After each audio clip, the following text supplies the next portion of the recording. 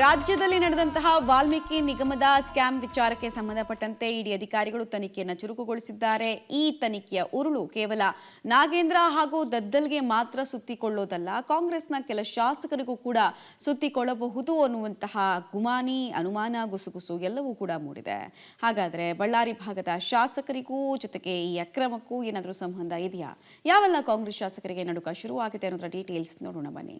ಬಹುಕೋಟಿ ವಾಲ್ಮೀಕಿ ಹಗರಣಕ್ಕೆ ಸ್ಫೋಟಕ ಟ್ವಿಸ್ಟ್.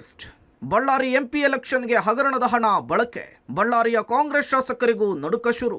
ಮಹರ್ಷಿ ವಾಲ್ಮೀಕಿ ಅಭಿವೃದ್ಧಿ ನಿಗಮದಲ್ಲಿ ನಡೆದಿರುವ 187 ಕೋಟಿ ಬ್ರಹ್ಮಾಂಡ ಭ್ರಷ್ಟಾಚಾರಕ್ಕೆ ಸಂಬಂಧಪಟ್ಟಂತೆ ಈಗಾಗಲೇ ಎಸ್ಐಟಿ ಹಾಗೂ ಇಡಿ ತನಿಖೆಯನ್ನು ಚುರುಕುಗೊಳಿಸಿದೆ. ಎಸ್ಐಟಿ ಹಲವರನ್ನ ಬಂಧಿಸಿದರೆ ಇತ್ತ ಇಡಿ ಮಾಜಿ ಸಚಿವ ನಾಗೇಂದ್ರ ಅವರನ್ನು ವಶಕ್ಕೆ ಪಡೆದು ತೀವ್ರ ವಿಚಾರಣೆ ನಡೆಸುತ್ತಿದೆ. 4 ದಿನಗಳ ಹಿಂದೆ ಹಗರಣದ ಸಂಬಂಧ ಮಾಜಿ ಸಚಿವ ನಾಗೇಂದ್ರ, ವಾಲ್ಮೀಕಿ ನಿಗಮದ ಅಧ್ಯಕ್ಷ ಬಸನಗೌಡ ದದ್ದಲ್ ಸೇರಿದಂತೆ ಭ್ರಷ್ಟಾಚಾರದಲ್ಲಿ ಭಾಗಿಯಾಗಿರುವ ಆರೋಪ ಹೊತ್ತಿರುವ ಅಧಿಕಾರಿಗಳ ಮನೆ ಮೇಲೆ ದಾಳಿ ಮಾಡಿದ ಇಡಿ ಅಧಿಕಾರಿಗಳ ತಂಡ ಹಗರಣದ ಇಂಚಿಂಚು ಮಾಹಿತಿಯನ್ನು ಪಡೆದಿತ್ತು.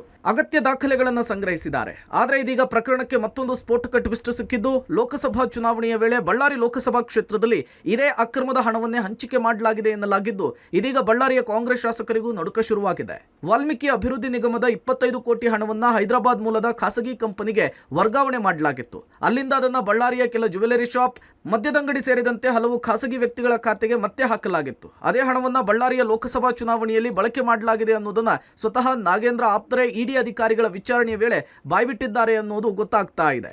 ಸದ್ಯ ಆರೋಪಿಗಳು ನೀಡಿರುವ ಹೇಳಿಕೆಯ ಆಧಾರದಲ್ಲಿ ಇದೀಗ ಮಾಜಿ ಸಚಿವ ನಾಗೇಂದ್ರ ಅವರನ್ನ ವಶಕ್ಕೆ ಪಡೆದು ಇಡಿ ಅಧಿಕಾರಿಗಳು ತೀವ್ರ ವಿಚಾರಣೆಗೊಳಪಡಿಸಿದ್ದಾರೆ.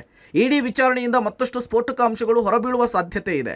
ಹಣ ಹೇಗೆ ತೆಗೆಯಲಾಯಿತು, ಎಲ್ಲಿಂದ ತರಿಸಿಕೊಳ್ಳಲಾಯಿತು, ಅದನ್ನು ಯಾವುದಕ್ಕೆ ಬಳಸಲಾಯಿತು ಅನ್ನುವಂತಹ ಆ್ಯಂಗಲ್ನಲ್ಲಿ ಅಧಿಕಾರಿಗಳು ವಿಚಾರಣೆ ನಡೆಸ್ತಾ ಇದ್ದು, ಒಂದು ವೇಳೆ ಲೋಕಸಭಾ ಚುನಾವಣೆಯಲ್ಲಿ ಇದೇ ಹಣವನ್ನು ಹಂಚಲಾಗಿದೆ ಅನ್ನುವ ವಿಚಾರ ಹೊರಬಿದ್ದರೆ ಬಳ್ಳಾರಿ ಜಿಲ್ಲೆಯ ಕೈ ಶಾಸಕರಿಗೆ ಕಂಟಕ ಕಟ್ಟಿಟ್ಟ ಬುತ್ತಿ ಅಂತ ಹೇಳಲಾಗ್ತಿದೆ.